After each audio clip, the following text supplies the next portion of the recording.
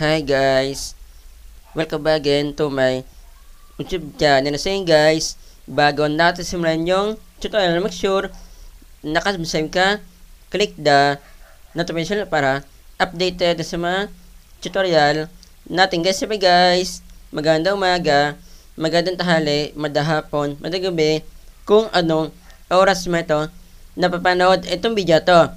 Meron po sa inyo guys na share po na about po sa Google account. Lagi ka ba guys na full storage po sa Google account? Di ka na po makareceive po ng picture, text na may picture, videos, files, kung ano pa po yung sinasend po sa inyo sa Google account. Pero, nagbubura ka po palagi para po hindi po siya mapuno. Pero kahit na nagbubura ka po, napupuno po siya palagi guys. Kaya ang ginagawa po nyo, delete ng delete po kayo. Ituturo ko po sa inyo guys para po kahit na magbura po kayo, hindi na po siya guys na full storage po yung Google account po nyo at makareceive po kayo guys ng bagong nag-email po sa inyo guys. Para lang po ito sa mga naka-Android phone or tablet guys. Pakita ko muna sa inyo guys yung Gmail na application po natin guys. Kasi dito po guys natin makita po yung Google account po natin. Mapapansin po nyo guys, dito sa Google account ko po sa Gmail po, ay napuno na po siya guys.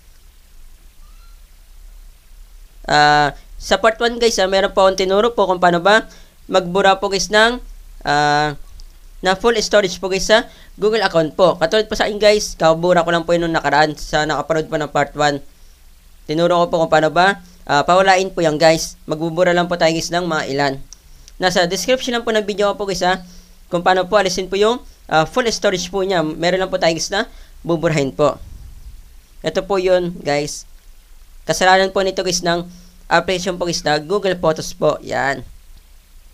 Sa mga di pa po nakakalam guys kapag meron po tayong Google account po, meron po siya guys na libreng 15 gig po. Yan. Kapag napuno po natin siya guys, hindi na po tayo guys na makareceive po ng nag-email po sa atin guys. Kailangan pa po natin na magbura po para po makareceive po tayo ng bagong email po. Kapag nag-upgrade naman po kayo guys unlimited na po siya. Kaso nga lang po, buwan-buwan po kayo na magbabayad.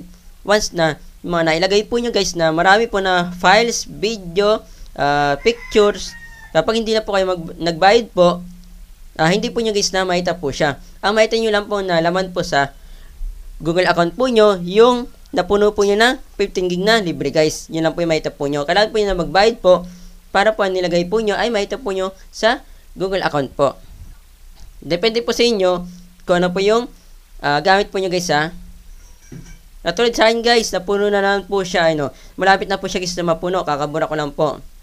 Uulitin ko lang po guys kung gusto po inyong magbura po, kung hindi pa po kayo marunong, nasa description lang po ng video guys yung tutorial po niya guys. Ito po yung part 2. Punta po tayo dito sa Google Photos. Meron na po tayong gagawin po dito guys para po hindi na po babalik-balik po yung pagka full storage po sa Google account po natin. Ito po siya guys. Napakaswerte po nyo guys yung kung Android phone po nyo or tablet ay wala po siyang ganyan guys. Kasi nga po, once na meron po tayong ganyan, kahit na hindi po natin siya pinipindot yung Google Photos po, mapa-full storage po tayo guys. Kagagawan po kasi yan guys ng update. Minsan naman guys, sa isang cellphone ko po, kahit na naka-update po yung application na yun guys, hindi po siya guys na napa-full storage po guys.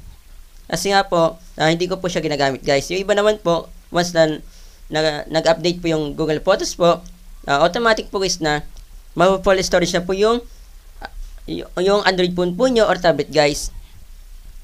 Kasi guys, meron na po tayong built-in po na AI gallery po guys. Yung pantingin po ng picture, screenshot, videos, yung mga ganun ba guys. Hindi po katulad sa mga latest, bihira lang po sa mga old model po na meron pong Google Photos po. Hindi po guys na nabubura po yung application po guys na Gmail tsaka po yung Photos.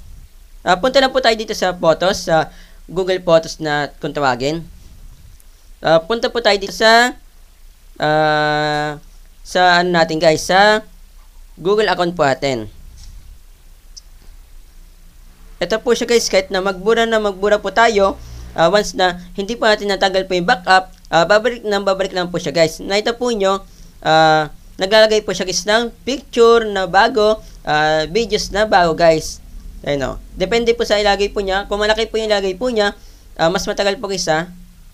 Yan. Paano ba siya alisin guys yung backup para hindi po siya maglagay po guys ng picture tsaka po ng video. Punta po tayo dito sa photo settings. Yan. Ito po siya guys. Yan. Tinapan ko po yung Google account po ng papa ko po kasi para po hindi po siya guys na ma-hack or pagtiripin guys. Click natin yung backup na yan. Ito na po siya guys. Malapit na po siya mapuno. Slide lang po natin yan.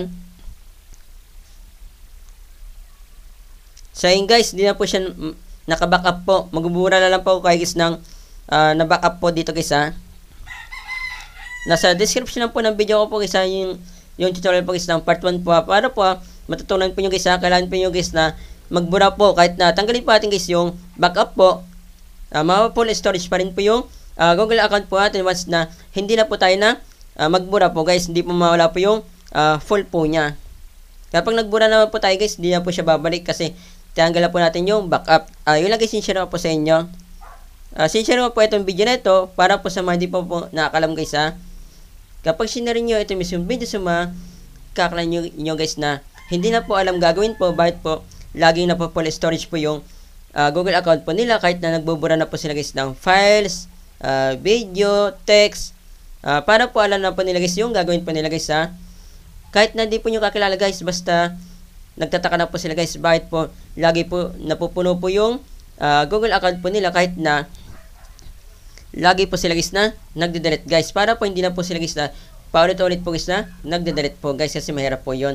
Para po alam na po nila guys yung gagawin po. Kapag sinari nyo ito mismong video dadami itong views, mas madami tayong natulungan na tao. Yun lang po sa po. God bless po, ingat po kayo.